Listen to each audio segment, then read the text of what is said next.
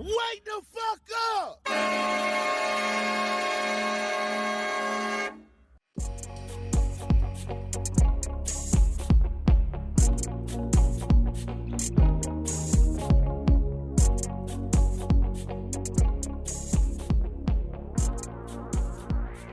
Look at my water. Actually, there's not very much.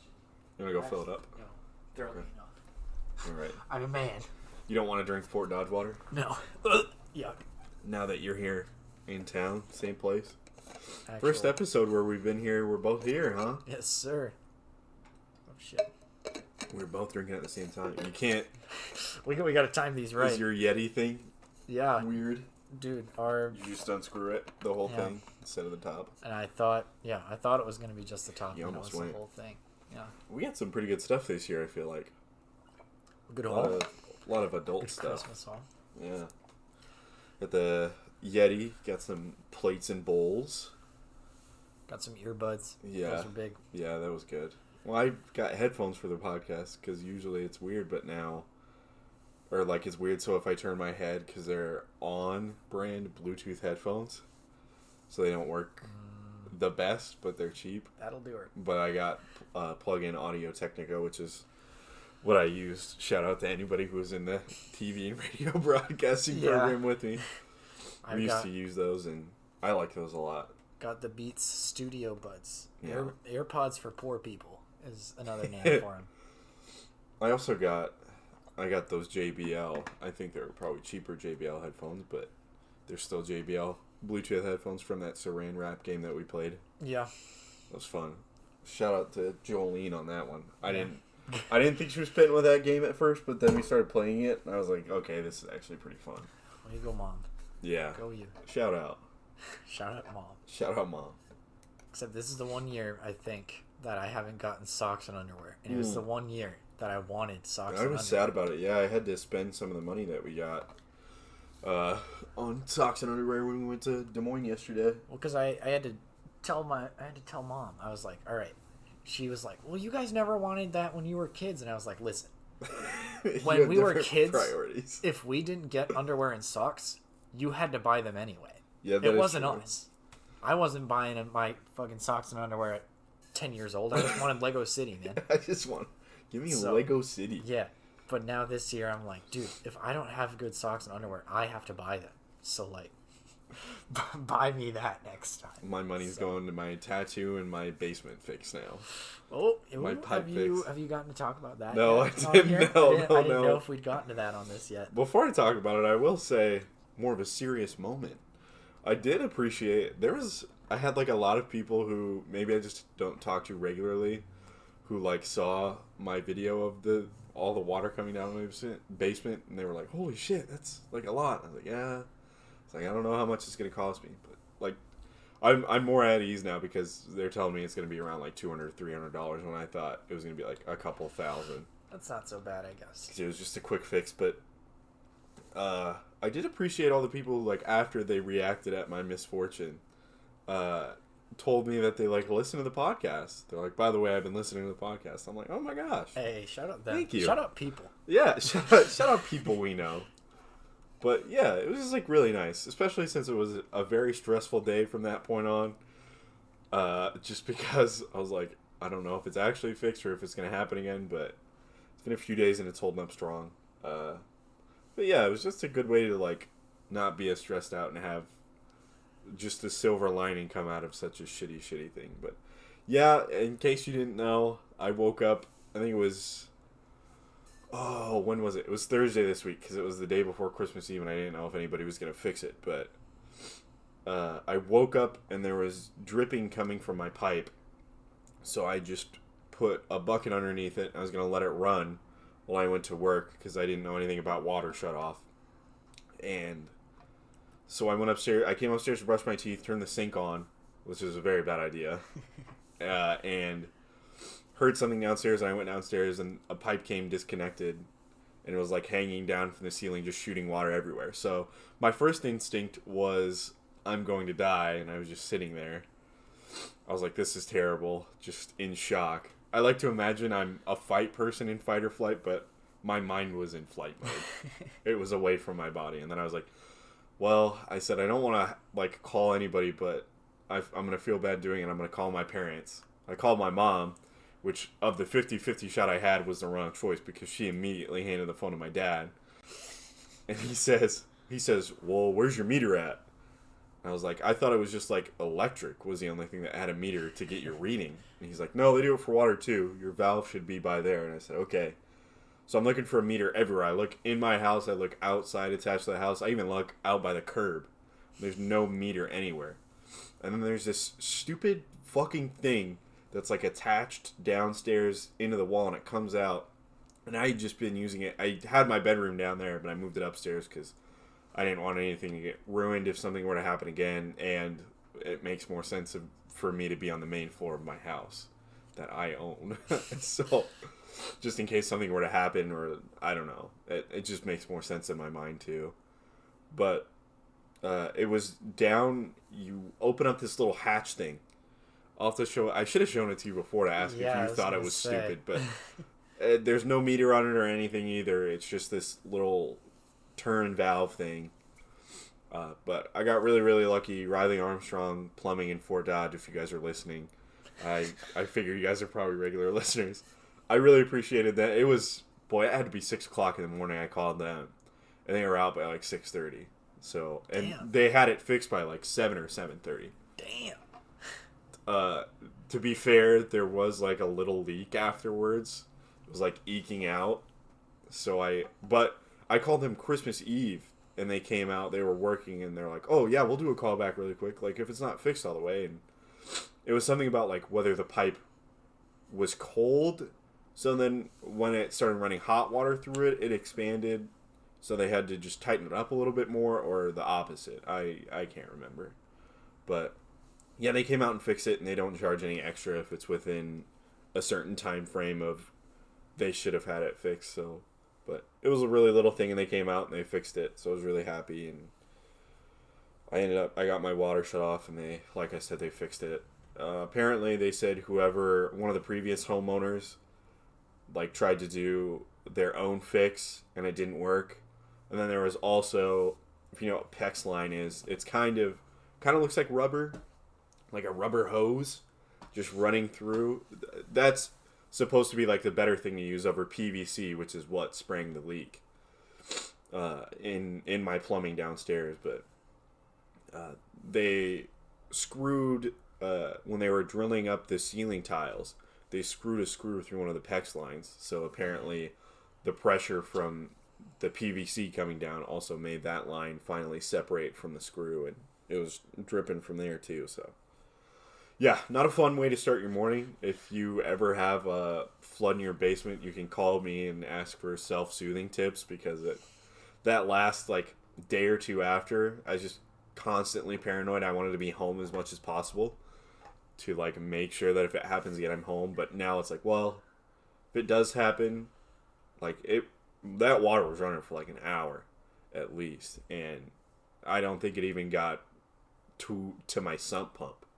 There must be a drain under my shower or something. So I got really, really lucky. Obviously, I would have been even luckier if it wouldn't have happened at all, but it is what it is. And like I said, I very much appreciated everybody who reached out that day and either checked in or even just told me that you guys have been listening to the podcast and that you're enjoying it. Even if someone would have reached out and said they were listening but they weren't enjoying it, I still would have been happy. But for all the people who said it, I definitely appreciated it. Made the day a little bit better, and Christmas season, it's always nice to hear stuff like that too. So, how's your week been? That was that was my week. That was a while. My week was like, I'm not gonna say terrible. Christmas coming along, it just made me look that much forward to going to Christmas and seeing everybody. But you probably, instead of having to pay for all these repairs and stuff to a house, you probably had a nice relaxing weekend. No work, no class, not having to worry about bills or anything. Been off since Christmas Eve, off till New Year's Eve, taking a little vacation. You know how it is. So right. Had that. Our warehouse was a little short staffed when I left, so I felt a little bad. But I was like, well, kind of need a break right now. Yeah, so you put in a lot of time there. Took a little break there. I haven't really been doing much, but that's exactly why it's been a good week. That's what you need. Yeah. vacation comes along, especially like even just working, but you've been working and doing class, and you've been working like near full-time hours, which is I couldn't have ever done that. Well, I only had 3 classes, but now I have actual classes. Got my grades back, and my best grade was in fucking Portuguese. My foreign language requirement. That was awful, but shout out Professora Mariana. She was great. So, but yeah, glad to be done. Glad to be relaxing for a bit. You're gonna have the interesting week. What is it, next week? You were talking about your New Year's Eve into New Year. So New Year's Eve, I am going to be in a town that is 2 hours away from Iowa City where I live, and I have a 2-hour drive to work on New Year's Day at 8:30 in the morning. So you have to be there at 8:30? I have to be there at 8:30. Yeah.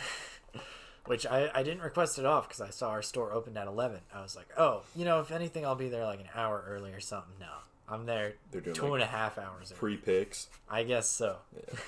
That'll be fun. So please, I'm begging you, don't order anything from Best Buy from December 31st at 7 p.m. until January 1st at 11 a.m. If you are the praying type, send it his way. If not, send good vibes. There you go. Exactly. Yeah. No, nights of going out partying in like Ames and Des Moines and stuff, just like the drive alone at like 5 or 6 in the morning is always tough. Yeah, I've gotten kind of used to it just because like driving 3 hours home is kind of a lot, and I did a lot last year. This year I haven't done it very much, but I'm just kind of used to the drive at this point, That's true. I didn't really think about that. But we've had a lot of preamble here, Dan, and we've got a big episode topic here. So. Yeah, we know you guys don't care about this beginning 10, 11 minute shit where we talk about our lives. We'll get to the meat and cheese that you all came for. Best of episode, but this will be coming out the 29th? Yes, sir. Oh yeah. What a good guess. Didn't even click the calendar yet. So it'll be our last episode of this year, our Lord 2021. Yes, sir. So we figured we'd do our wrap up of this year, our best of stuff. We ran through some of it to see if we agree, and I think it was 2 of them we do. One of them is at least. Or no, 3 of them we do. We've only got one category where we've got a little bit of contention. But I think we loved both of them very, very much. True. It's just we're kind of on different wavelengths. But we'll start out with video games a lot, or I think there's a couple of categories. I think it was movies. No, it was the 3. Video games, movies, and TV. We have stuff that released this year, and then we have stuff that we got into this year that's from other years. But so my stuff that I just got into this year but didn't release this year is Dicey Dungeons. That one's probably my favorite out of my ones that's not from this year. I can respect it. Just because it's like a really, really cool idea. If you haven't played Dicey Dungeons and you like roguelike or roguelite games, that's a really, really good game. It's a really cool story and everything. You're just playing as dice, trying to get out of hell or something. It's you like, get turned into it's dice. Trying to win a game show. The story's not the draw. That's what it is. The gameplay is really, really cool though, because it's different with all the characters. Kind of a what is it? Slay the Spire type vibe, but it's not a card player. Yeah. Which is different gameplay elements, but that's a really good game.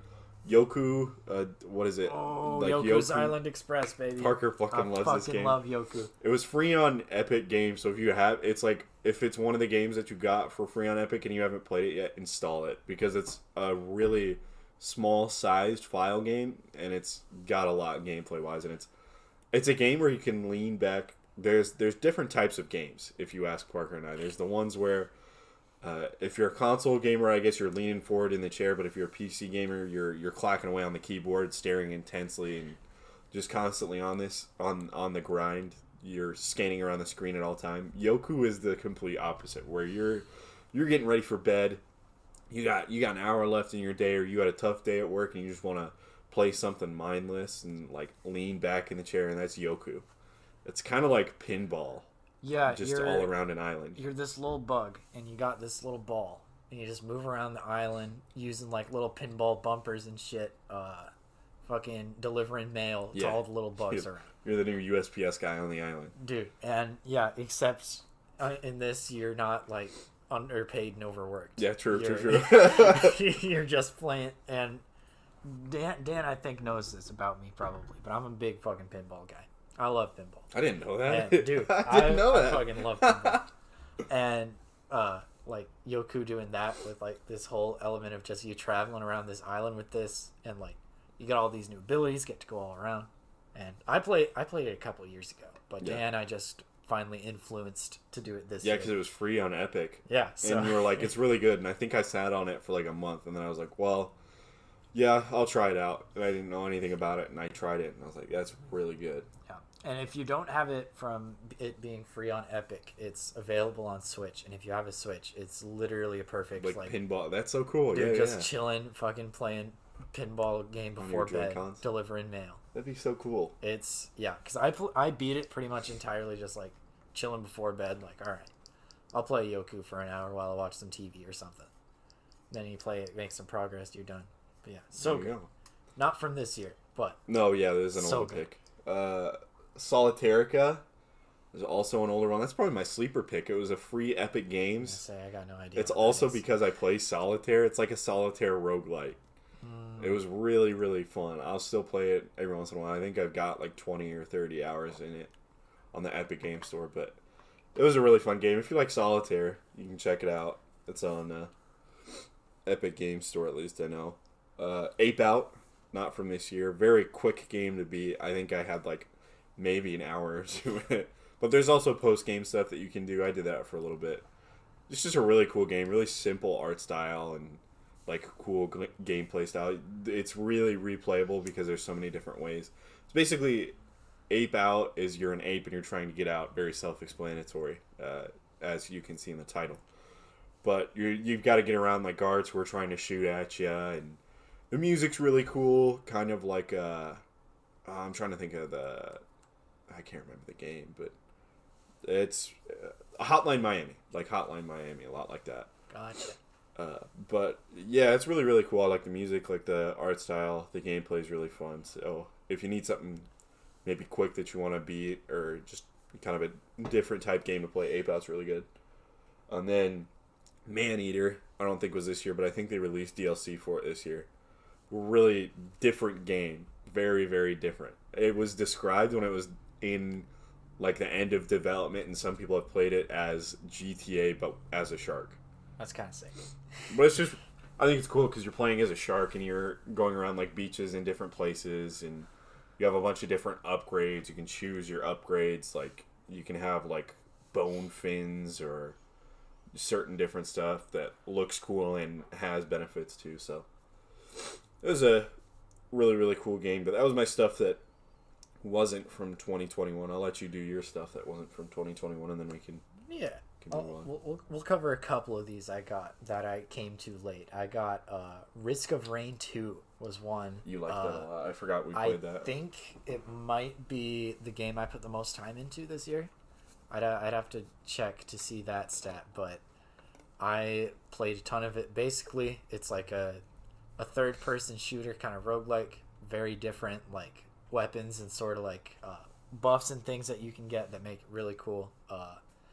There's a new DLC pack coming out for it next year. Very excited for that. That'll probably be bringing it up, make me bring this up again next year on the podcast too. Yeah. So if you're at all a fan of roguelikes, Risk of Rain 2, it's on like every platform, but it's definitely best on PC from what I've heard. So check that out. What else we got on here?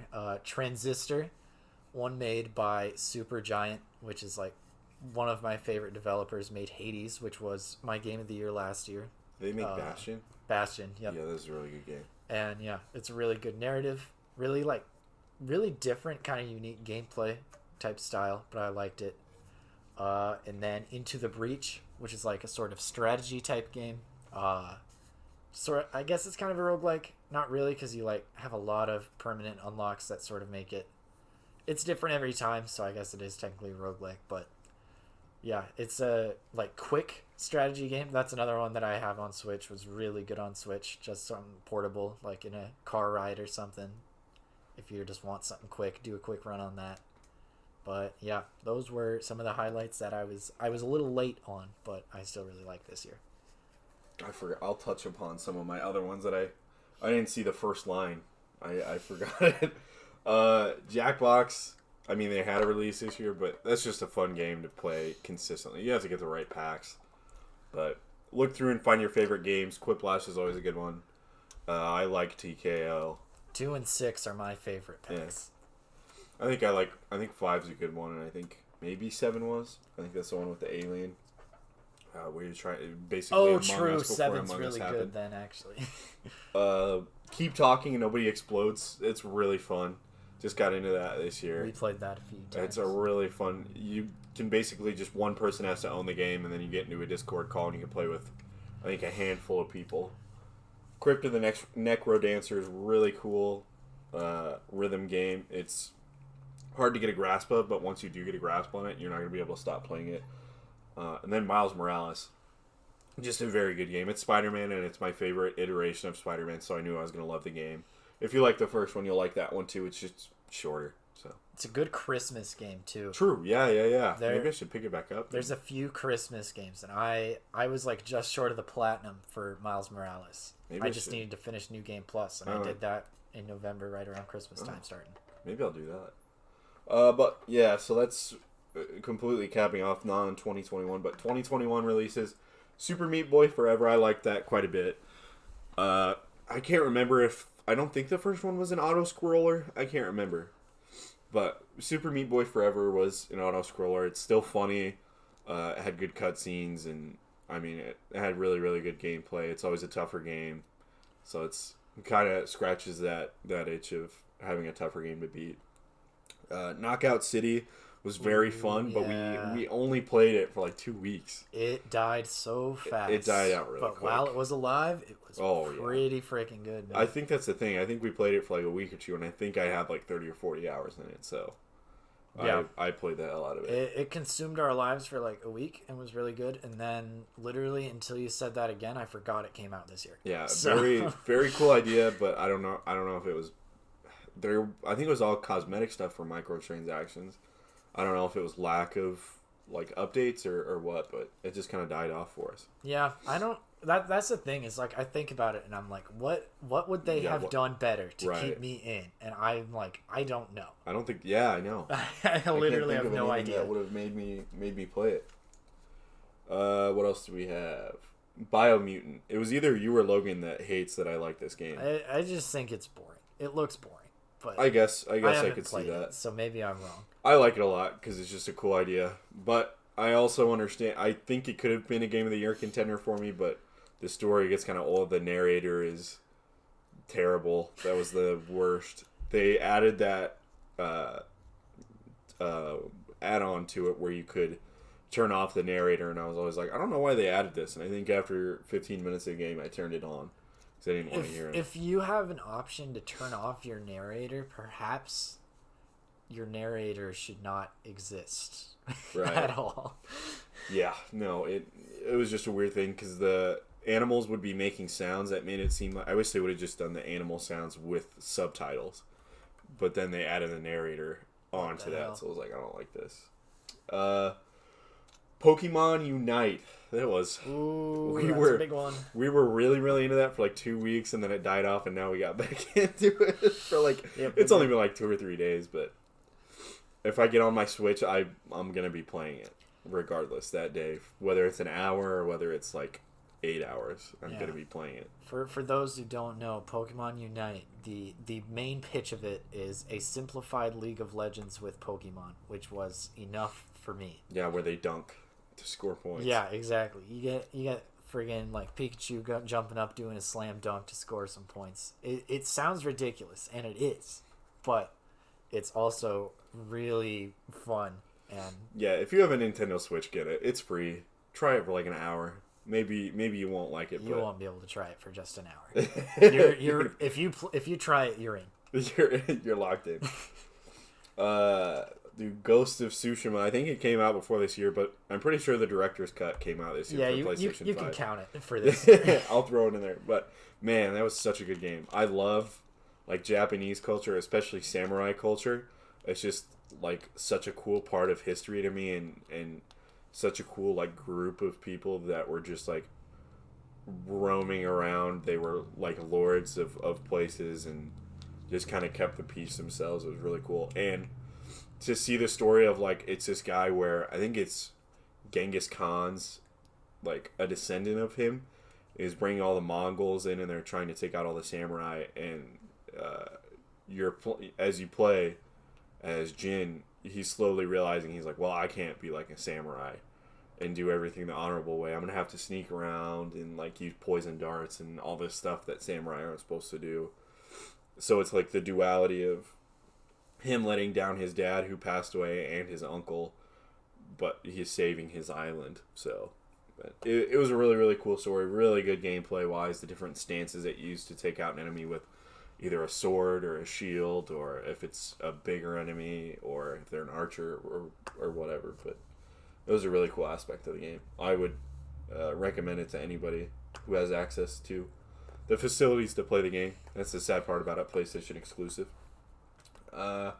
We'll jump to the indie gem for us, Death's Door. Ooh, Death's Door. Beautiful game. This I think was third for me on my personal list. I think I could do that. It's either 2 or 3 for me. Mm-hmm.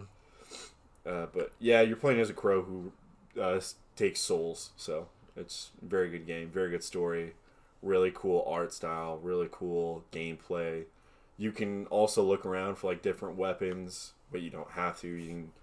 You can play the whole game with the umbrella. I don't think it would be fun, but it's a very weak weapon.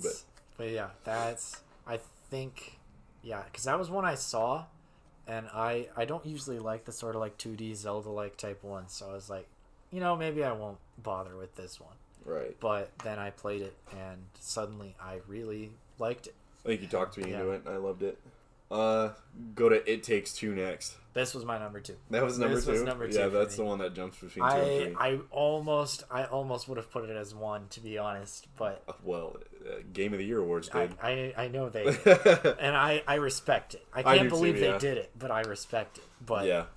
It was very good. I liked It Takes Two a lot. I used to not like the games where you, like, it's couch co-op or whatever, but, I mean, it was pretty good.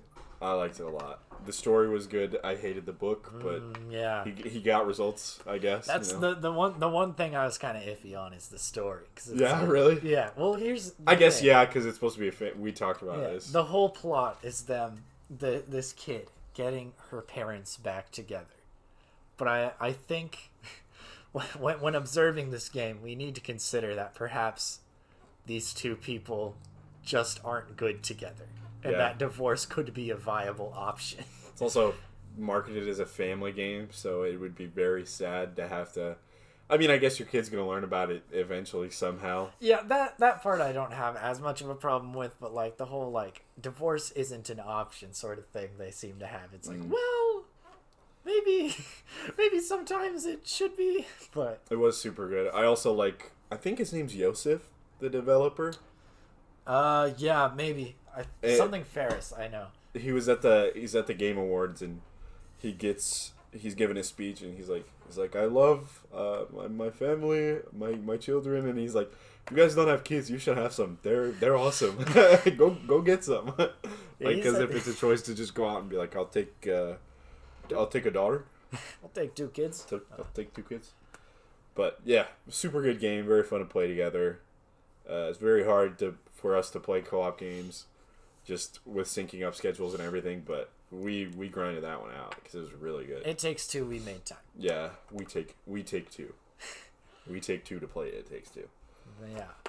Before we give our game of the year, you go through yours. I've got one that I want to talk about on my remaining list, and it's a little the reason I'm doing it right before we give our game of the year award is because it's on the opposite side of the spectrum.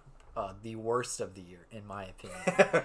And that is 12 Minutes. Oh, which I was watching this game, like, leading up to it. Like, it got announced, I want to say 2017. And it was just, like, this really cool looking sort of, like, top-down point-and-click thing. Where, like, it was advertised like this thing, you have a lot of freedom, like, all these different ways that this story can go. And I was like, oh, that seems like really cool. And then a few years later, they announced like a bunch of big name actors. It was James McAvoy, Willem Dafoe, and Daisy Ridley. Was it Willem Dafoe or William Shatner? Willem Dafoe. Oh. And I was like, oh, this is like really cool. And I was like super excited for it. Then it came out and came out on Game Pass, and I was like, oh, awesome. I can like just download it straight from there. So I downloaded it. Like, right when it came out, super excited. It was, like, right before school started. I was like, I got plenty of time. I'm just going to sit down. I'm going to play through it. And it was awful. And the big thing leading up to it, I was like, okay, a lot of freedom in the story. That's not true whatsoever. There is one set path that you are stuck on for the 95% of the game. Then, like, the very end, you get like some freedom to like choose an ending, and that's about it. And all the solutions for the puzzles they give you are very obtuse. Like, I had to look up a guide for a ton of it because I was like, I am not just fucking wandering around here and watching the same stupid ending because I mistimed giving this guy an item, which is a thing that happens a lot. I already hate this game. I'm not gonna play more of this game to hate it more. And so I eventually was like looking up that for puzzles, and then there's certain plot elements that happen involving things such as incest, and kind of the excuse for it is I forgot about it, which isn't really something that can happen. The least they could have done was made fun of it, like in the Community episode. Yeah, and it takes it very seriously. This is a very serious game. They made a game so they could talk about it. Yeah, and it was just awful. Before we get to our last one, I'll just mention that we both liked it because I know we've talked about it. I think we talked about it 2 or 3 weeks ago. Guardians of the Galaxy game. Oh, yep. We both played that and we liked it a lot, and we've been getting into the Pokemon game too. Yeah, and that's been really good. The remake, the Sinnoh remakes, they're exactly what you expect. Yeah. If you don't have your hopes up, you will not be disappointed. Yeah. But if you expected these to be like revolutionary, bad news, they're not. But if you want to play Diamond and Pearl again with a little bit nicer looking graphics, you're good. This is it. You'll love it. But yeah, game of the year, we both agreed on it. Psychonauts 2. Yes, sir. Very, very good game. It completely shafted at the Game Awards, but true. We're not going to talk about that. We already talked about that a lot. Because it didn't get shafted that stuck at the kids table end of the year awards. No, it didn't. And those are the only ones that matter. Yeah. You're getting your just dues. Who's the developer on it? Tim Schafer. Yeah, Tim Schafer. If you're listening, Game Awards might have given you the shaft, but we would never. The kids table would never. No, loved the original. Loved the second one even more. Yeah, I hadn't played the original. I played it like over the summer. I think I was just a little bored. I think we both played it at like the same time because I remember you were talking about how it was going to come out, and I was like, well, first of all, this game's a lot cheaper, so if I don't like it, I'm not going to buy the second one. And then also, I kind of want to know the story and have background. And then we played it, and I was like, oh my god, like this game's really good. Like, it's funny, it's got good gameplay, it's got a good story. Yeah. This one's a little more serious, but the draw of the game being like you're just going in people's minds means that the level design can be like really crazy and wild.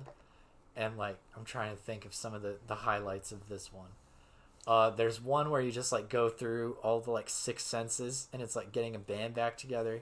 Oh yeah, awesome. The art style in that one. Even the art style in the whole game. Well, yeah, but really specifically in that level, it's so good.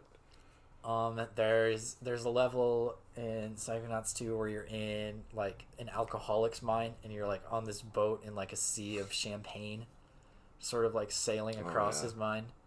Everything's starting to come back to me about this game. Mm-hmm. I like start to end is just so good because you're starting out trying to extract from the villain from the first game's brain, and you're acting like you're just a pencil pusher in an office cubicle, I think. Yeah. And he wins the award or whatever, and then he's on you. But I really like the whole movie. It essentially is a movie. It's so good. But the villain at the end of the game is like isn't it like an old psychonaut who kind of defected, or she had something happen to her? Yeah. And it's just this whole time everybody feels terrible in the whole, like, Psychonauts. They're like, I can't believe I let this happen. Ford Cruller essentially made himself go insane because he didn't want to think about it anymore. Yeah, it's really interesting how they do this sort of like, they have a villain, but it's like, well, is it really just their fault, you know? And it's, I don't know. The whole story was, because that's what I knew going into it. I was like, the levels are going to be really cool. Gameplay is going to feel great. All that's going to be good. Yeah. But the story was like way better than I expected, along with all that. I'm the type of person who, there's a lot of games where I'll get to a certain point and I just start skipping through cutscenes, but I didn't skip any cutscenes in that game. There's certain games where I'll do that, and they just have so much of a draw and a good story that I'll do that, and that was one of those games. So yeah, kudos to you, Psychonauts 2. Yeah, very good game. Really liked it. Loved being able to create a ball with my mind underneath myself and run around on it again. What a good mechanic. Yeah, I think a lot of it being better is like, especially I feel like mental health conversation has just changed a lot since the first one came out in like 2005. I want to say maybe even earlier than that. Could be. But I'll take your word for it. There was so many things that were done really well in it. It's super good. I could talk about it for hours. But we've got 3 other categories to get through. True. Yeah. So we'll move on to movies. The stuff that I saw that didn't come out this year. I'm trying to think. I saw Awakenings. That's a super good movie that was on Netflix. I watched one of the Godfather movies. I need to get to the other 2. They're so long. Really? Basically what I tried to do this year, I think, was if it was a movie that didn't come out this year, I tried to watch something that's not exactly in their wheelhouse. Like, I watched Steve Carell in Seeking a Friend for the End of the World, which is a super good movie. Basically, the world is ending, like it's actually ending, and his wife all of a sudden makes him stop the car right at the beginning of the movie, and she leaves him. So he's like, well, I had my wife and I had a great job and everything, and now the world's going to shit. My wife left me and all this stuff. So he's just like content with dying alone, and he finds out there was a letter from this girl that he was in love with when he was younger, and he's going to find her, but he travels with this girl who's from his apartment, and he falls in love with her. And it's a really, really good movie. I like movies like that. Eternal Sunshine of the Spotless Mind is really good with Jim Carrey. Those types of movies are really good. But yeah, that'd be my out of this year picks. Mm-hmm. Do you have any from out of this year? God, none that I remember. Yeah, I don't know. I've rewatched a bunch that I like, but sure, I can't remember any that I watched for the first time this year that didn't come out this year. I don't watch as many movies. I watch a ton of movies. I watch too many movies. So we'll go on to this year's stuff then. One that I know you didn't watch, Bad Trip. Super good. It's got Eric Andre, I think Lil Rel Howery of Get Out fame and other comedy movies. It's basically like prank movies, like a prank movie. There's some story to it, and the story wasn't terrible. I just wanted to bring it up because I know Eric Andre doesn't skimp on the pranks. He doesn't fake them or anything. Like, they had a behind the scenes, I think, like half an hour long, and they were basically talking about, I'm pretty sure they had to bail him out of jail for one of them. There was a lot of times where they had to stop it before he got the shit beat out of him, because he'll push the boundaries of if you've ever seen the Eric Andre show, you know what I mean. He makes his guests as uncomfortable as possible. I'm pretty sure they always keep it hot in the studio, and everybody just makes the guests super uncomfortable. So I watched the movie, and it's a good watch if you're just looking for something brain dead. It's not going to win any awards or anything, but No Way Home, you guys, you can listen to last week's episode if you want to hear everything. We've talked about this one enough. Yeah. You guys know. The Humans is one of my favorite movies from the year is from Showtime. It's on the Showtime app. If you haven't gotten a free trial, get a free trial and watch it. It's got Steven Yeun in it. Amy Schumer, I've never liked her in anything, but I really liked her in this movie. Ooh. She was super good. I think I've heard you talk about this before, but saying that it made you like Amy Schumer is really... She's good in it. Everybody's very, very good in it. It all takes place in like just one apartment. I love movies like that where it's like a simple set. There's a movie called Locke, Locke. If you've never seen it, you should watch it. It all takes place on one car drive with Tom Hardy. It's so good. But yeah, The Humans is a super good movie. It's just about a family getting together for Thanksgiving and shit that happens with families happening. So it was super good. Tick Tick Boom. Ooh, very good movie. Probably, I'm gonna say again, top 3 movie. This is probably my number 2 pick, I would say. It was so good. It was just an insanely good movie about the director of. And I didn't know because it's like an actual monologue like thing that he did, right? Yeah, it was originally like a monologue that he would perform himself, or there was like a couple other actors on it, but it was originally like made for the stage, and then Lin-Manuel Miranda adapted it into a movie, and it's really good. It's super because it cuts between like portions of the monologue, but also then it'll cut to when he sets up something like at the beginning of the monologue what actually happened in his life at that point. And it's super. Andrew Garfield, if you've only seen him in Spider-Man, you're doing a disservice to yourself. This I think low-key should get him like nominated for an Oscar. I don't know if that's crazy. He should get an award. It's an insanely good performance he gives as Jonathan Larson. Yeah. He's an amazing actor. He's great at emotional stuff. He's just so good. Vanessa Hudgens, hadn't seen her in anything for a long time, and she was very good in it. Really, everybody who had chunk in it was super good. Mm-hmm. But yeah, if you haven't seen it, go check out Tick Tick Boom on. I'm pretty sure it's still on Netflix. Yeah. I don't think they do a HBO Max type thing where it's only on there for like a month. Speaking of HBO Max, King Richard, watched on there. Very good movie. Some people didn't like it because they're just like, I guess they're not really interested in the upbringing. They thought it was going to be more of a Serena and Venus movie, but I thought it was really cool to show like what Richard went through and what like I didn't know they had 2 other sisters, I think 2 or 3 other sisters, and just the things that they had to go through growing up and how much their dad believed in them. The dude literally had tape of his daughters, and his selling point was, we can't pay you, but you're gonna make millions of dollars someday. Yeah, which would be a very hard selling point to some of the people that he tried to sell to. I didn't like it as much as you did, but I think that's, for me, it's more due to, I was like looking at like him, like the thing with like the whole plan of all the pages, and I was like, oh, I can see that. Yeah. This seems really weird. Real LeVar Ball type like, beat, huh? Yeah. Like I'm like I don't. If I was Venus and Serena, and my dad told me that he was like, all right, I got this like 50-page plan or whatever it is, I'd be like, okay, I'm not doing that. Yeah, I think it could definitely go one of 2 ways, where it's either like, wow, my dad really believes in me, this is going really super well, or I really hate tennis, I don't want to do this, why are you making me do this? Yeah. But luckily it turned out, and I guess they also don't show before where they don't show if it was something that he kind of pushed them into, or if they grew up loving tennis and he's like, okay, this is what's going to happen. That would change it a lot. Yeah. But either way, Will Smith's performance as Richard is really good. Super good movie. That'd be even on top of all the emotional stuff and him just doing everything justice, the dialect on top of it would be very tough to do. Louisiana, it would be tough to do for an entire movie. What else did I've been jumping around a little bit. Suicide Squad, very good movie.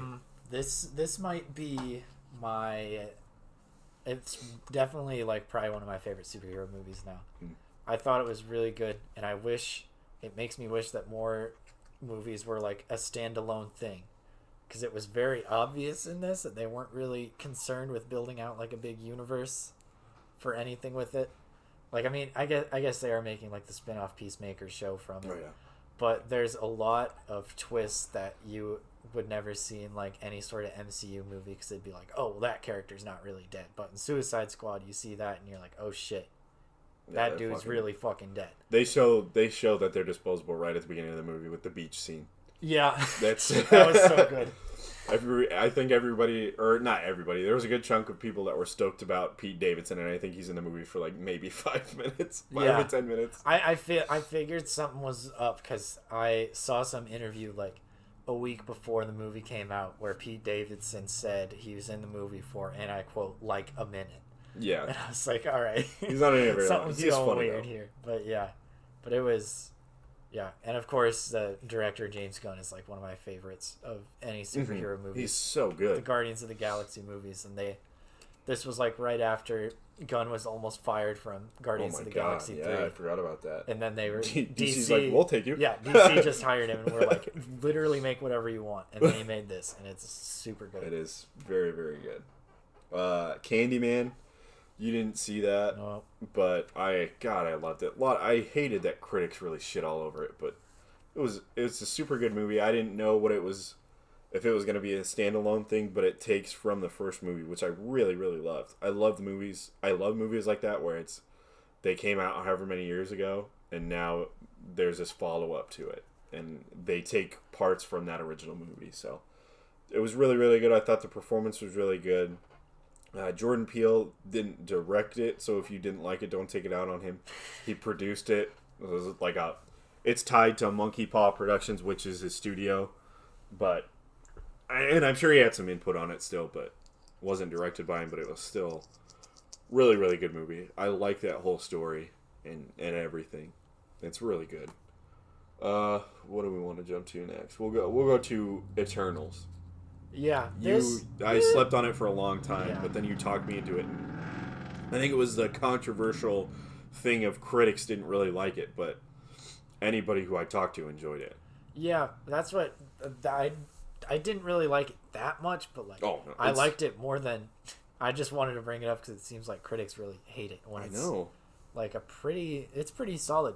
Mm-hmm. I don't know, because it's kind of like the Suicide Squad thing for me, where it's like it seems very concerned with telling its own story, and that's it. And I think that might be why a lot of critics didn't like it. But I think, especially if you're a fan of superhero movies, like you're gonna like skipped on it because of any reception, you should definitely check it out because it's a good movie. Yeah, it's solid. And I'm sure eventually it'll come back up. Something's, whether it's a post-credit scene or part of the story, it'll come back up. Yeah, true.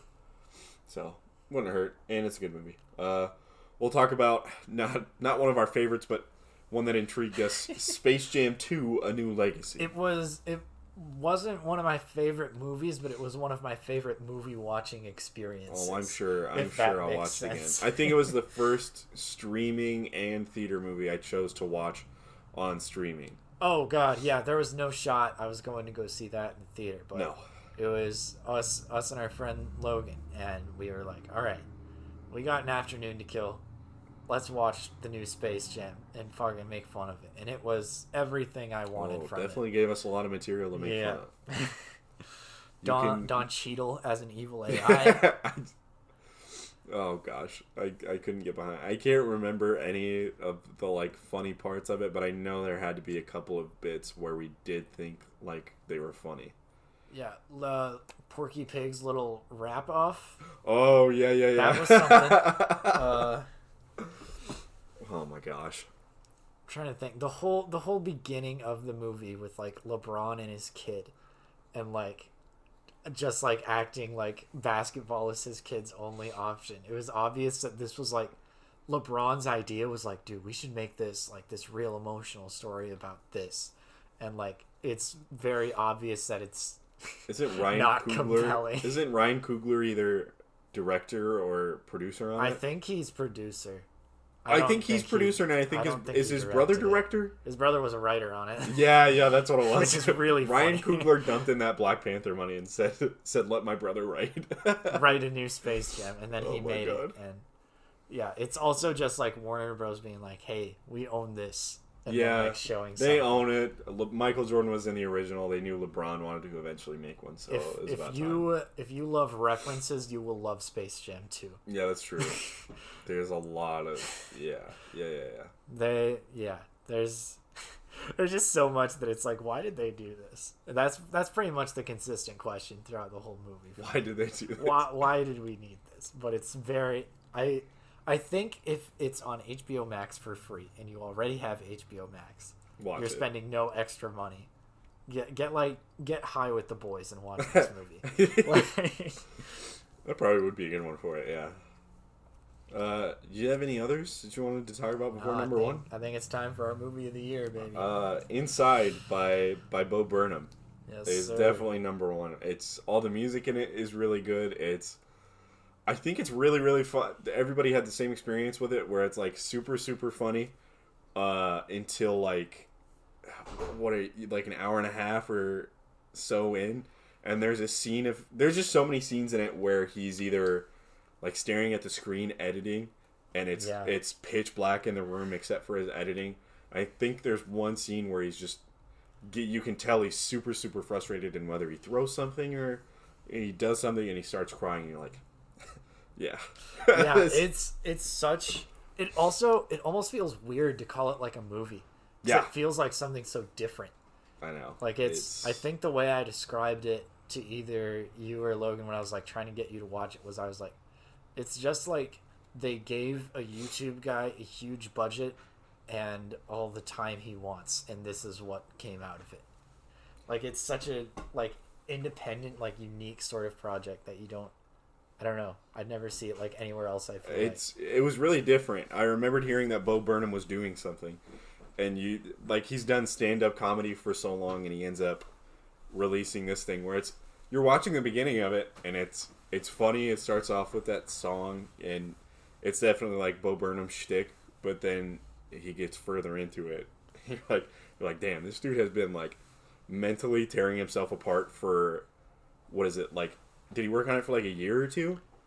I think so, yeah. Because it seemed like it started like when, like COVID first started, so like January to March 2020 time. Maybe it was earlier than that, but yeah, I think if you listen to 30 just on its own, if you listen to like all the music just on its own, it's good music and everything. But if you watch the show and listen to 30, it's basically he wanted to release this thing before he turned 30, and he thought he had the time for it. But then, as I feel like if you sit with projects for long enough, you pick everything apart. Yeah. And it's going to take way, way longer than your timetable is. Well, that's a big thing is like he made this. Like there there were like probably a few other people that like helped him out with it, but like mostly this is like his thing. Mm-hmm. Like, and that makes it like, I don't know. It's something so personal, and you never see something like that with like a big budget sort of movie like this. Yeah, if you've just listened to the music is bonkers. We'll get into that later. But watch the movie on Netflix if you've only listened, because you can see just how personal it is to him, and like everything that he went through. But yeah, I would say that's number one. It's probably not going to win an Oscar or anything, but it's super, super good. Watch it if you haven't. Then we'll move on to TV. We got TV up next here. Yes, sir. My stuff from... also, if you haven't noticed at this point, by the way, it's going to go a little long. If you're if you're listening, you'll probably see the timestamp and go, whoa, that's long. We got a lot to talk about. If you got like a doctor's appointment or something, Go ahead, cut it off. Feel free to cut it off before any of the segments and jump back in. We'll still be here, I promise. Yeah. TV. Up next. Stuff that I don't know if it's all released this year. No, I'll go through my stuff that didn't release this year. The movies that made us, there's been some seasons that released this year, but it was like originally created before this year. That's super good if you want to see like what goes into movies, or if you think that some of your favorite movies were super simple. They weren't. They probably had really small budgets, or there was stuff that went on, and it's so cool to see some of that stuff. They just released Christmas stuff. There's Nightmare Before Christmas is on there. Elf is on there. So you can see what went behind those movies, and it's really cool to see.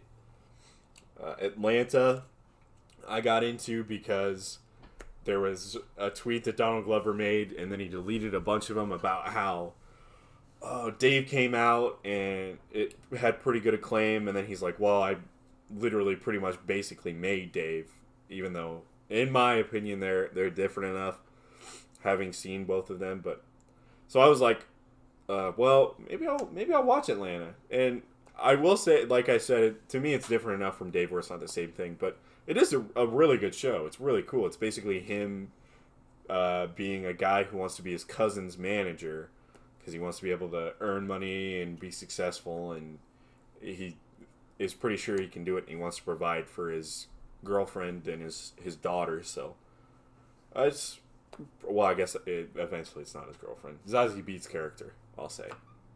But it's really cool. There's really funny parts in it. There's really serious stuff. It's got super good writing, so I like that a lot. What else didn't come? Forged in Fire I don't think came out this year, but I think it was on Netflix this year. I love that show so much. It's so cool. It's a guilty pleasure show. It's not going to win any awards. There's not like good writing or story or anything in it. But it's a competition show where there's 4 people at the beginning. They make a really rough blade. Someone gets kicked off after that, and then they get some more time to put a handle on it, and then they'll test the knives and stuff, and 2 people will move on from that point, and then they get 3 or 4 days at their home forge to make these really complicated and cool blades, and they do these really cool tests, and they pick somebody at the end to win it all. But it's super cool. I watch it if I just like need something brain dead to watch, or if I'm falling asleep, and then I'll catch myself every once in a while watching a full episode, and it's super, super cool. And then close it out with Breaking Bad for stuff that's not from this year, but that I watched, because that, if it came out this year, it would win my award. It definitely wins my award for, I think, TV that I've watched, period, in my life. Yeah, it might be my favorite It's a super good show. It's one of those shows that came out and had a lot of hype, so I didn't want to get on the train because, like, I don't know, it just would have felt weird that I was pushed into it. But this year, you and Logan both watched it, and you were like, watch it. I was like, okay, fine. And then I got into it, and I was like, holy shit, this is so good. This was, to credit the originators, shout out my roommate Carter, who was the one who got me into it, who I then got Logan into it, who then got Dan into it. Yeah, and just now made Logan's Breaking on Bad a pyramid scheme. Logan's on Better Call Saul now, and he likes that a lot. He didn't think he would, but I know he likes it a lot. Maybe I'll watch that next. But yeah, it's just a really, really good show. If you haven't watched it, you thought it was overhyped, watch it. It's not overhyped. I thought it was. It's very possibly the best TV show that has ever been created. I know you've got a couple that aren't from this year, right? Yeah, I do. I watched Avatar: The Last Airbender for the first time this year, which I feel like a lot of people watched as kids. I don't think we ever really had it. We watched I think there's episodes that came on every once in a while, but I know it was a big thing after it got added to Netflix. A lot of people watched it. And I watched it. Good show. Very good show. I don't know. It's hard to say much about it, I guess. They were playing it in Cold Stone Creamery yesterday. They were. It was really weird. So cool. I don't know why. If it was just like, if you're the only employee there, you got the aux or whatever. Yeah, homie working, I think, was watching it. The guy just had it on the TV. I was like, shit, all right, yeah, sure. Might as well. But one I do have a good chunk to say about is Silicon Valley, which is a comedy on HBO. I watched it on HBO Max. It's very good. It's like, I'm trying to think some of the people in it. Thomas Middleditch, Kumail Nanjiani's really good. Him and a character named Guilfoyle have a very good dynamic, and it's very funny. That's how I got into it. Was somebody I saw somehow Guilfoyle best scenes online, which is a Family Guy funny moments compilation type beat. You know what I'm saying? But I watched it and I was like, dude, this is really fucking funny. And then I watched it and I was like, okay, this is really good. And I don't know, it's just watching a good comedy like that is always nice. And yeah, especially if you're someone who is into tech a little bit, there's a lot of things that I think you'll really like about this one. And there's one of my favorite comedies. I also watched Brooklyn Nine-Nine for the first time this year. That was pretty good. I want to get into that show. It's some of the I think I've just started to watch so many that feel the same. They're starting to blend together, Sure. So I still think for me, sitcoms Community is still king. Oh yeah. But if you're a fan of comedies like that, Silicon Valley, Brooklyn Nine-Nine, and I guess Brooklyn Nine-Nine is technically this year because it ended this year. Last season just came out. I forgot. Yeah. But yeah, it's pretty solid. I think if you're at all a comedy person, both of those, put them on your list. All right, let's get these out of the way. Marvel TV shows. WandaVision started out. I don't think you watched that, right? I got bored. Yeah, got off to a really slow start. I did like the ending of it, and it does set up for, what is it, Multiverse of Madness, I think? Yep. Wanda is going to be in it, Scarlet Witch. And it's got, what's her name? She's supposed to be getting a spinoff. Agatha. She's supposed to be getting a spinoff. I don't know how I feel about that. Yeah. Seemed like a really minor character, but maybe it'll take off. Maybe it'll be good, but... Yeah, I'm not going to say it was a bad TV show because the ending was super good, but it got off to a pretty slow start. Go to Hawkeye. We both finished that one. You didn't much care for the ending. Nope. We talked about the ending on the spoiler cast last week, so. But it's kind of a cool story. Hawkeye decides to open up after this very, very annoying girl digs into him. It's to me really weird that Hawkeye finally gets his own thing and then it's literally not about him. Yeah, like, that is true. The whole time, even scenes where it's like him, they're just talking about Black Widow. Like, it's never about him. Which, I don't know. My favorite part is, I hated that it was the only post-credit scene, but it's the Rogers musical, and they show, what is it, Hawkeye, and they say he can shoot an arrow and he's super cool. Yeah, it's like, that's all they have to say about him. Jesus. Which is kind of why I was looking forward to the show, is because that WandaVision. That's kind of why I liked it the whole time. I was like, man, like Scarlet Witch doesn't really have any depth. It's just she loves Vision. But then watching the show, I'm like, okay, like she's got cool powers and it's given her kind of more depth and all that. And I was hoping Hawkeye was going to do that a little bit more than it did. It kind of did, because you could see like how much he loves his family and he's really trying to fight to get home for Christmas. But especially the scene where he's on the phone with his son and he's like, that is can't really hear. good. That's a really hard hitting scene. Mm-hmm. But yeah, I'd say it's a good show. And if you want to hear about the ending, listen to last week's podcast and you can hear Parker. Also, two more things I want to talk about this. Echo, how is she getting her own show? Boring character, IMO. Oh, I didn't even know that was her name. Yeah, that's the thing. And she's Maya. like getting Maya's getting like her own spin-off show, and it's like, all right, why? Like, I don't know. I think there that wasn't and the much Agatha show are in the compelling same vein where it's like, unless it's integral to a movie I'm going to see, I'm not going to watch it. Yeah. Also, I don't know if they wanted to take it seriously, but like in the first episode, the scene that has stuck in my mind is Hawkeye like goes to the bathroom during that Rogers the Musical thing, and he looks down at the urinal, and like carved into it just says Thanos was right, which is such a fucking silly thing. It's just that because I don't know. It's just because he's watching this whole thing that's bringing back all of these memories, this Avengers thing, and he gets choked up because of Natasha, who literally gave her life so that Thanos wouldn't win, and then there's just this urinal that says Thanos is right, so it's like, what the fuck? I guess, but just seeing that, I guess it's everything like, I did, fuck? I guess everything I did I shouldn't have done, huh? It's like I couldn't take that seriously. I do get it. I was fucking yeah. laughing for like 5 minutes at that. Yeah, I get that. Then I'm pretty sure it's your favorite of the three, Loki. Yeah. Yep. I fucking love Loki, man. It was a really good show.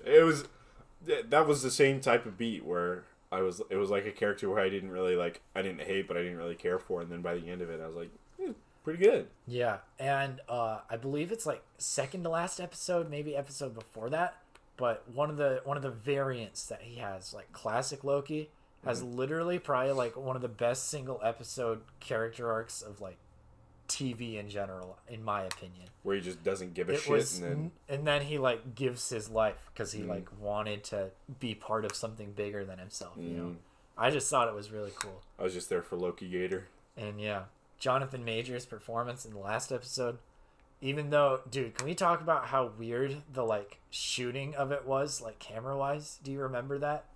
The Watcher scene, or yeah, or not the Watcher scene, whatever, like with Kang, and oh yeah, he's like they like just have the camera sitting on him at a desk for like 15 minutes in a row with like nothing else going on. Simple it's camera really work. Weird. Not a lot of things do it. I think a lot of things are scared to do it, but it's kind of cool. It just gives the sense of like passage of time, I guess, and how big of a decision it is to make. I guess, but like, dude, maybe it's my rotting fucking millennial on the brink of Gen Z brain, and I'm like, dude, I need something to happen. Like, I don't know. It was just weird. That I don't know why that still sticks out to me, but like, I was just like, man, this is kind of weird. It was just different, I guess. Maybe that's all it is. I can see that. Yeah. But Marvel TV, yeah, that's a big thing this year. I'm sure it'll be for the next few years, and Star Wars is the same way, but I haven't watched any of it, so I can't comment on that stuff. Last Chance U basketball, I fucking love the Last Chance U shows so much. They're so cool. This one really hit hard because it's like, I'm pretty sure they started having a good season and then COVID hit. Yeah. I forgot this even came out this year. I thought it was 2020, but then I looked and I was like, oh, it's 2021. When you told me that, I was surprised. Must have been like a January or February show, but it was so good. I loved it so much. Yeah, I've never watched the other Last Chance U's because I was like, oh, well, I don't know. Like, football, it's like a big team. I don't know how I can get invested. But then, like, basketball, I knew it was like a smaller team. I was like, yeah, this is cool. Like, I'll watch this. And I fucking loved it. It was really, I don't know. I don't even usually watch like documentary style type stuff, but I thought this was like really well done. Got you really invested. It's super cool. If you haven't watched any of the Last Chance U stuff, I would recommend it. What else is there? Dope Sick. God, I fucking love that show so much. I feel so bad because I knew you wanted me to, but I couldn't get to it. Will Poulter in it is super good. He's this salesman or sales rep for Purdue Pharma to sell. If you don't know what it is, it's basically about the start of the OxyContin crisis, opioid addiction, and all that stuff, and shows a lot of it and some behind the scenes stuff with Purdue Pharma and how shitty like selling pharmaceuticals and stuff used to be. But they've changed a lot of it since then, and it's really good acting. I love Michael Keaton in it. I love Will Poulter in it. I love like everybody in that show. But it's super good. If you haven't seen it, I recommend it. I loved it. It's one of my favorite shows of the year. I would give it my favorite, but there's a different one. Reservation Dogs was super good. It's Taika Waititi, I think, wrote a few of the episodes. It's basically this reservation. I think they're Navajo. I'm pretty sure it's these kids who hate living on the reservation because it's really run down and stuff, and they just want to get out and do something different. So they want to go to California, but then they're kind of this gang. They're all younger kids. They're like 16 or 17 maybe, and they all want to go to California, but then these other kids come in and try to take over the reservation as the head gang. So it's do they want to leave or do they want to protect the reservation? And it's a really funny show, but there's always really serious, hard hitting parts in it too. I liked Taika's episodes the most, but I like that show a lot. It's on Hulu. If you haven't checked it out, you can go look at that. But I think that's all that I'll talk about. I'll talk about my favorite one and then your favorite one. Yeah, we've got a split vote. This is the one we differ on. For us, yeah. Well, this might have to be our first co-winner, I think. Yeah, is what we'll have to do. I don't think either of us is gonna. We're not gonna budge on this one. No. But I'll give my personal winner of the Half Kids Table show of the year for me is BJ Novak's The Premise. Yeah. It's this sort of like anthology comedy series on Hulu with a lot of like really inventive sort of premises, I guess. There's one where it's like a guy and he has a sex tape, and in the background of it is like the evidence that could exonerate this innocent man. And he has to like go through the whole thing of like having it shown in court and shit like that. And it's just they're such ridiculous premises, and I think they're really like expertly written and like directed, and all the actors are also good in it. I'm trying to think some of the Ben Platt's in it. John Bernthal is in it. John Bernthal's episode is phenomenal. That is very, very good. It's all of them are really good, but I think the first two are probably my favorite too. I agree. I think it's probably like, I think they have their best two right away, and then it sort of goes down from there. There's also a very good one to give you the premise of it, where I'm pretty sure it's a pop star or something. Yeah. Goes to his old high school and is trying to hype everybody up, and nothing's working. And then he says, I think it's whoever ends with the best GPA. The valedictorian. Yeah, whoever their valedictorian is that year gets to hang out with him, and nobody cheers. And they get to come to his concert and be a VIP, and nobody cheers. And then he says that they can have sex with him, and everybody goes crazy. They're all so good. I really didn't think I was gonna like it, and then I watched it, and because I like everything to kind of have continuity, but then I watch those, and every episode is so good. You really don't care. Yeah. And they're so unique. Like all of them are so, and like especially the first one. The first episode is like such a big comedy, and then John Bernthal's episode is like that gets pretty serious. It's a big departure from it, but yeah, I think that's probably part of it too. Is if you're watching all the same things, watch this. It's a real palate cleanser. Everything is. I don't think I've ever seen anything like any of the episodes, and they're all very, very good. That's the big thing. Is like I don't think I've ever seen anything like it, and I think it does everything it does really very well. Yeah. But with that out of the way, let's definitely a close two for me. But my number one is Invincible. I really, really wanted to watch it, and I didn't think I was gonna have a way to watch it, but I ended up. What was it on HBO Max? No, it's on Prime Video. Yeah, I think we ended up getting Prime for a little bit, so I watched it. God, I love the cast. I love Sandra Oh, Steven Yeun, J.K. Simmons. It's the guy who plays Jake Bilzerian in Big Mouth, and he also plays a guy in Parks and Rec. Jason Mantzoukas, I think. Something like that. Sounds right.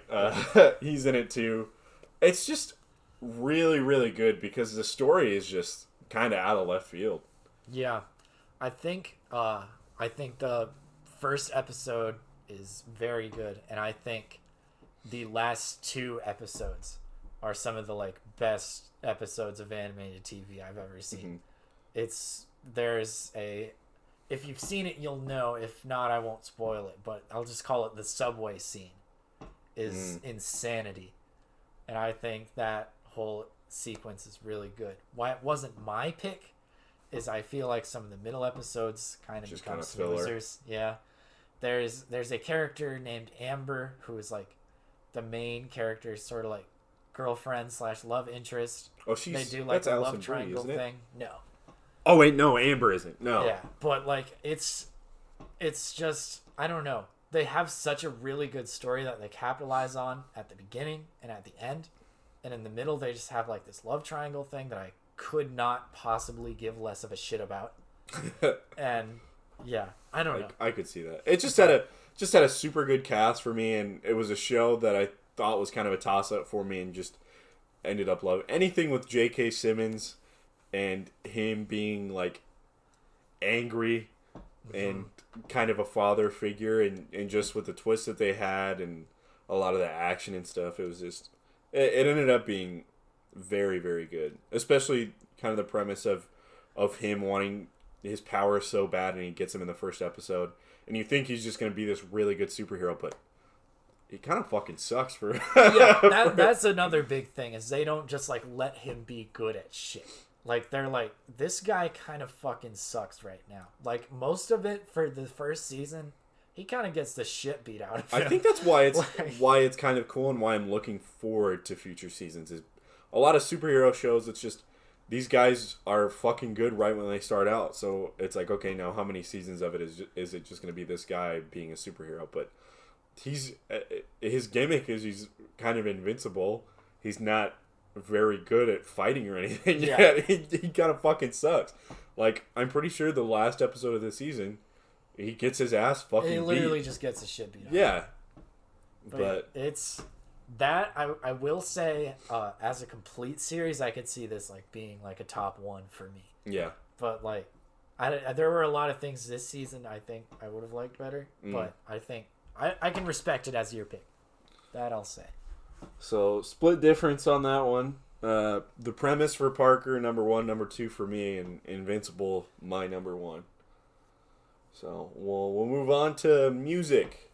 We had Inside the Music, which is the music from Bo Burnham's Inside. I listen to that stuff so much. I listen to it to a ton. I still do. There's songs I go back to on it. There's some I'll highlight. I think the funniest one for me is called How the World Works, where it's him and a puppet Sako. Very good. And then like most of the second half is like more serious stuff, but I like almost all of it. Welcome to the Internet, obviously. That's a good one. Such a good one. FaceTime with my mom is good. Yeah. Sexting is pretty good. Like you said, that stuff's in the first act, and it's more comedy stuff, but it's really good. But I do like Welcome to the Internet. What's that one where he's like, there it is again? That funny feeling? Yeah. That's really good. And then the closer, well, I guess it's not the closer. Goodbye. I think it's the second to last song. That one's really good. It's original stuff, and then it's some stuff pulled from some of the songs that he did in the show. So it was really, really good. Donda was my number 1 album, number 1 most listened to on Spotify, which I didn't think I listened to that much, but I guess I probably put in a lot of time because I think I listened to the whole album 3 or 4 different times within the first week, and then I just kind of picked and chosen my certain songs. I think that's my thing. I don't think I would do Donda as a whole, but there's definitely good songs to pick and choose from. Come to Life is really, really good. I think it's Jail Part 2 has the baby in it, and I like that version. There's also Okay, the first one with Lil Yachty. I like that a lot. Hurricane was one I liked. Hurricane is very good with The Weeknd. Yeah. That's a very good song. But yeah, I think I'll end Donda by saying I don't think anybody's going to like the whole album, but I think a lot of people would have certain songs. It's probably a fistful or handful or two that you'd like, so give it a listen. Frank Ocean, I absolutely fucking love. I listen to his music all the time. I love Novocaine, Dear April, Cayendo. I used to not like him, but I had a couple people get me into him, and I liked him quite a bit. J. Cole had a new album come out this year. I already forgot the name of it. Let me go look. You're a fraud. I know. The Off Season. That's what it was. I listen to a lot of J. Cole. A lot of times it's his older stuff. Neighbors, a very good song. Middle Child. I'll listen to a lot of his stuff. The new album, I didn't listen to a ton of stuff from. I think there's 2 or 3 different songs I'll listen to from it, but a lot of people didn't love it that much. Daniel Caesar, he was my top artist along with, or not my top artist, but I had my top song along with HER. Best Part. I listened to it, I think it said like 97 different times this year. Damn. Yeah. But I liked that stuff a lot. I also like something Jeans by him, and then Streetlights. 2 really good songs by him as a solo artist. But then Young Gravy, I listen to Young Gravy all the time, intermittently. Kind of play some of his stuff, but I think our top was Silk Sonic. Yes, sir. I fucking loved this album. That was so good. I didn't know what to think. I didn't even know there was going to be an album. I don't even know if they did. Bruno Mars and Anderson .Paak did this thing together where it's kind of funk groovy, more older stuff, and I didn't know what I was going to think, but I listened to, I think, everything except for maybe 777. I don't like that song a ton. It's alright, yeah. Everything was so... The only songs I don't listen to are from the album like a ton anymore are the ones that they released as singles, and that's only because I listened to them like a billion times when they came out. The album overall is certified like no skips. They're all bangers. Yeah. There's just, it's just ones that I've already listened to a bunch that I'm like, well, I don't need to listen to this one again. But You have to decide what kind of a mood you're in. Yeah, when true. When you listen to it. because there's certain songs that you might pick every day, but they are all songs that I'll listen to consistently. Mm-hmm. I like the album a lot. Yeah, that's Silk Sonic's album, definitely our album of the year. He also had Anderson .Paak had Fire in the Sky from the Shang-Chi album. If you haven't listened to that, it's a really, really good song. 88 Rising, I think, did that album, and I like them a lot. I think that's Joji's label. Interesting. That's that'll be one of the moments from this year I'll talk about. I don't know if it was strictly from this year, but I kind of noticed it more this year. That YouTubers are kind of, some of them do some more serious stuff. Matt Watson's got music now from half of Super Mega. If you haven't checked out Super Mega, I like that channel. A lot of the live action stuff more than the gameplay stuff, but he has good music. They used to do a lot of meme stuff. It was the same as Joji, who is also known as Filthy Frank, had the song Shut the Fuck Up. Yeah. As Filthy Frank, but his album Nectar I like a lot. It's kind of more sad stuff, but it's really, really good. He's got a really good voice, and so does Matt. But that's kind of a thing that happened. Other moments, new Spider-Verse movie got announced. I think we talked about it a little bit, but I pop off for that shit. That might be better than No Way Home. That'll be we'll be talking about that next year on the Year in Review. Yeah. I'm sure that'll be there. NFTs, I know one of your favorite things. Dude, NFTs are so funny. Cryptocurrency kind of took off this year.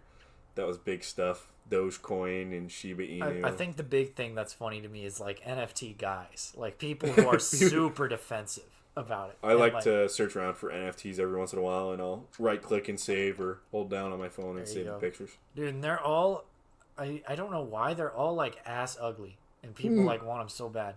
Like those randomly, I'm sure everyone has seen the type, like those randomly generated fucking chimps with all the like accessories and shit. There's one I've seen with like carrots that are all like ugly as fuck. But they look so cool and you get the certificate. Okay, but literally they don't.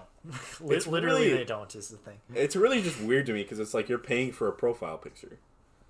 Yeah. That's what everybody the has. The one thing, like sometimes I'll say that and I'm like, well, but like trading cards are kind of like the same thing. But no, I'm that's like, a okay, physical there's thing. Like, yeah, that's the thing. It's like you actually have it. And like I'm no fucking expert on it, but like I'm sure there's probably like a server somewhere that if that goes down, you just don't have it anymore. Oh no, he'll have it. They'll have it in real life once Metaverse comes out. That's so true. That was a thing this year too. That's scary. Facebook is doing it. I don't want to do that. I don't want to live online. Dude, did you see there was some article and it was like some like my Metaverse wedding, and all of the avatars looked like something from that like Second Life MMO from like the early 2000s. It's like, why are we like hyping this up? Like we did this like over 10 years ago. Nobody gave a shit. And now it's just here. Somebody, I'll pay you $100 if you have wedding certificate and everything. If you have a Metaverse wedding where, I don't care who's who, but one of you has to be Garfield and one of you has to be Odie. And I want the ring bearer. No, I want the priest to be John Arbuckle. I want the ring bearer to be Nermal. Nermal the cat. The little fucking gray one. $50? Is that what I said? 50 we need a bigger bounty. I'll do it. I'll put in another 100. It's okay. $200. $200 if you get. It has to be wedding certificate and everything. I think we're grossly undervaluing this still. Probably, but I just don't have the money to dump in. If I dump in too much, I'm afraid somebody is actually. I'll give you an NFT of an ugly ass character if you manage to do it. If you get married as Garfield and Odie, priest as John Arbuckle, and ring bearer Nermal the cat.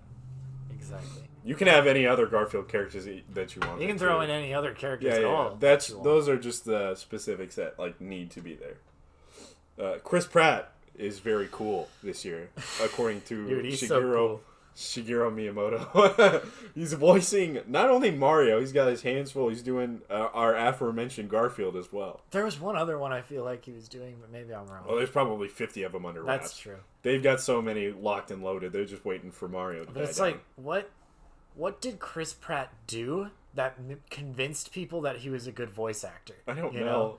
Emmett from the Lego Movie, and that's it. I guess. But that wasn't even like, okay, it was a good movie. I'll give him that. I was gonna say, don't you talk shit about that. Yeah, that was a pretty good movie. But he's just a guy in that movie. That's literally what he plays, is generic guy Emmett.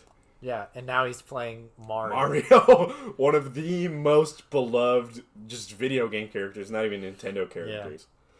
Yeah. And Garfield, the cat. He hates Mondays, bro. Who's gonna hate him more? Really diehard Mario stands or diehard Garfield stands? Is there diehard Garfield stands? 100%. There's gotta be people. Coney just did a video of people who had like a bunch of like Garfield collectibles and stuff. I guess. Like the lady who was on it, she's like, I had a ceramic Garfield. There's only 20, and they were all modeled after somebody different. It's like, damn, dude.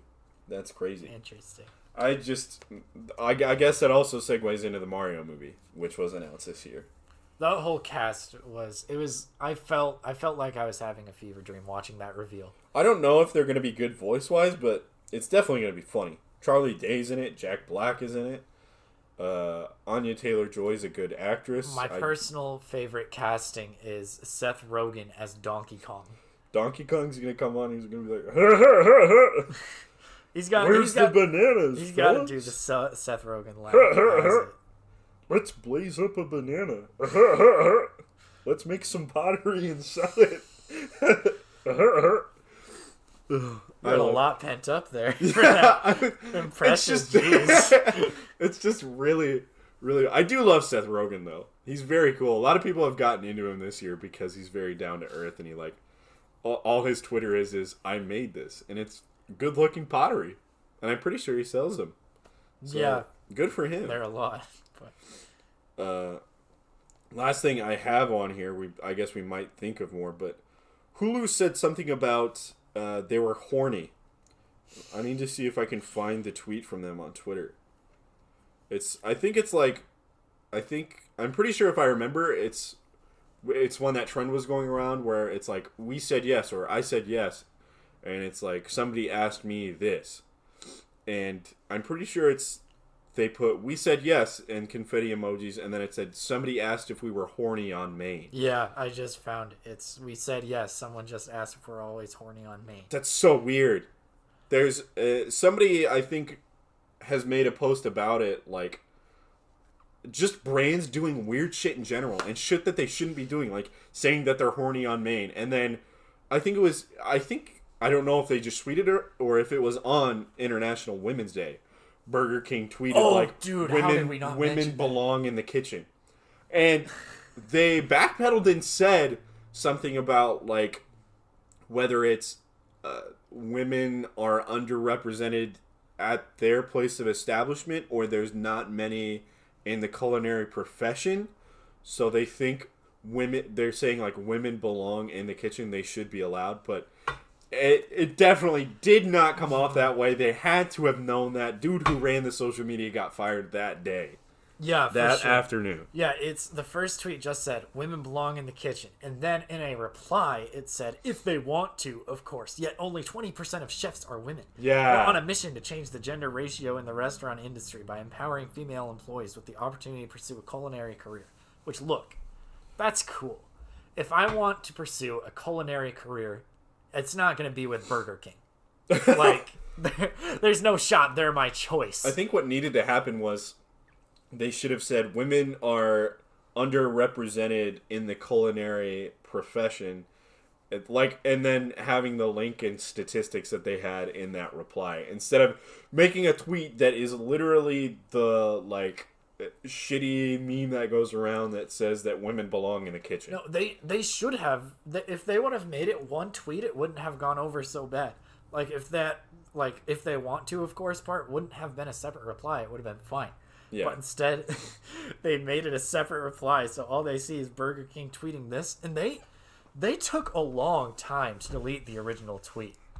Like it was up for days before like anyone did anything about it. I know, and because I remember seeing that. I thought it was something that they were going to. I thought they were just gonna delete it like that day, and be like, "Oh yeah, we obviously like no, we did this wrong. We shouldn't have done this." And then they just said they were like, it was brought to our attention that there were abusive comments in the thread for our original tweet, and that's why they deleted it. And it's like, it was an abusive fucking tweet in the first place. trying to find the other one. They just said that, like, we hear you, we got our initial tweet wrong, and they hadn't deleted it yet.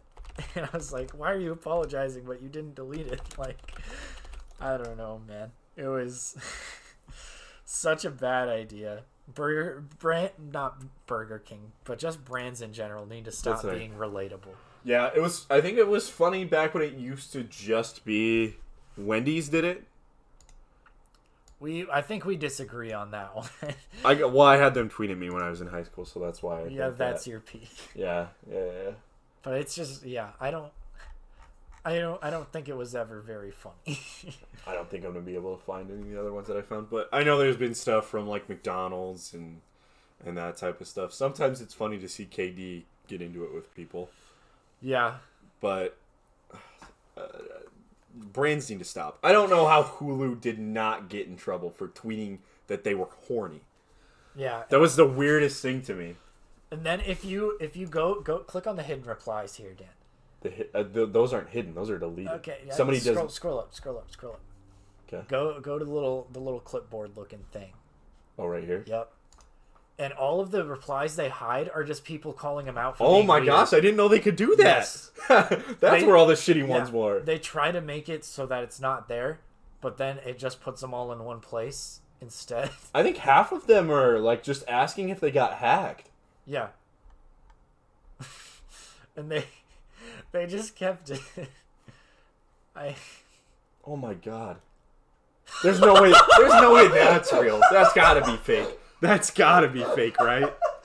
There's no way that's real. So we're scrolling through these hidden replies, and this one just says, all of us here at Hulu would like to wish our subscribers a very solemn #HuluCost Remembrance Day. It was bad enough that I read it a very solemn #Holocaust Remembrance Day, because I'm like, why are they like tweeting about that? That's weird as a brand. But the fact that they changed it to Hulu Cost, there's no way that's real, right? And why did they hashtag it? Like, did they want Hulu Cost to I guess trend? they wanted it to be on trend. It probably was on trending. There's no way it's real. That's got to be edited. No. Yeah, there's nothing on here about real. it. Okay. Thank God. That would have been pretty funny. Jesus Christ. I would have reported them for that one. Jesus. Yeah, yeah. It's paired with Disney Plus. How did Disney not see that and go, what the fuck?